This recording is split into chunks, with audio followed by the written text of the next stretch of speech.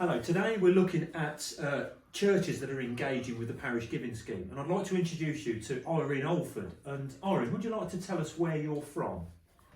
Good morning, Pete.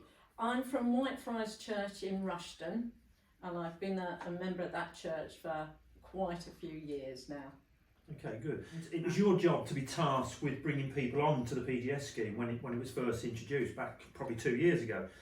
Could you tell us how many people you had to move over? We actually went in March 2019, so we've been going, quite a few years. Wow. And in total, we have 56 people on the PGS system as of today. Wow, that's incredible. How did you go about tackling that? Because beforehand they were on the diocesan standing order scheme. How did you go about getting them across? Well, obviously it went before the PCC, and you have concerns, and at that time I was on the PCC. But they said we'll try it, and what I did was, with the assistant Pete, we decided just to go via the home group, put a small amount on first, and we worked with the home group and explained it. So they went on, and then over the time, we then gradually worked with other people. I think the biggest thing for myself is working with each individual person. Yeah. Yes. For them to fully understand, as opposed to just saying this is the form, because when we went live there wasn't an online option to sign up, so I spent time with every person. Wow. So they actually knew what was involved. So taking the time with the individuals has obviously worked for Whitefriars. Yeah. That's really good.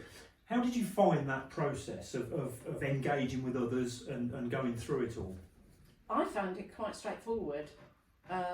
Because we have that relationship within our church, and people actually thought that was very good, as opposed to just having the form given to them. Yeah. This is what we're going on, and if they wasn't happy with it at that particular time, I said fine, let's leave it and we'll come back to you and do it a bit later.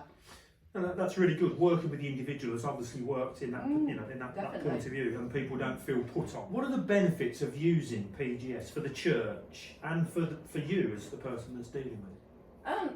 It was great on the diocese system, that worked fine for us, but this is even better so, because you know that you get your reports with everything on there, and you know when the money's going to be paid into the bank as well.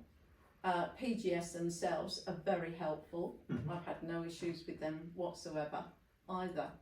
And once we've gone on there, people have thought it was a good idea. Well, that's really, really good. So how do you continue to do it now? What systems have you got in place to make it work now for new people that want to join? New people join the church, and if they are interested in it, I will sit down with them and again go through the form, every section on the form.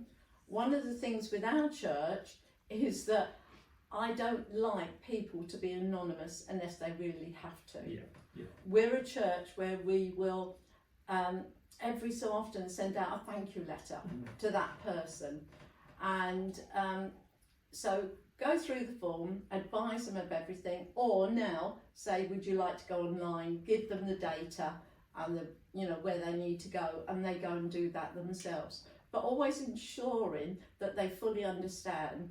People were a bit concerned to start with direct debit, take my money, I can't get it back. That's not the case. You can go in and cancel it at any time that you want, and there's no worries about that. That's really, really good. It's that control issue that we, as giving officers, we struggled with to start with. People felt that they'd lost control. Yeah. That is not the case. No. How do you sum up the experience of PGS?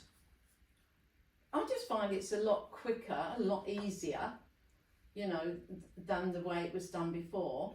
Everybody has the option, when I get the reports, because I know the people that are giving. And I will say that I'm the only one in my church that knows all those figures. Yeah. Nobody else does. So I can, if the money is higher or lower, I will always ring that person and say to them, just got my reports, notice that yours has been reduced. Is that correct, or is there a system error? Yeah. And they said, oh great. And then you get to know them, and they say, well no, there was an issue, I can't, that's fine, don't worry about that. or if it's more, I've got the chance then to say, thank you for increasing it. I picked up on that, Irene, that the key thing is to work with individuals and to work them through it so that it dispels the myths and the problems that are out there. Yeah. And it's certainly something that can be controlled by the person, and it's a good thing for the parishes and for the treasurers and those that are dealing with it. Exactly, and of course I then inform the treasurer, you know, what he's due to expect each month, and then he knows that, and the tax relief is then sent, you know, later on in the month. Brilliant. He receives the money on the 10th of the month, the donation, but the tax will always come later. That's great. I really appreciate your time in this and your efforts to get all of Whitefriars over onto the system. Thank you for that. Thank you. It's okay.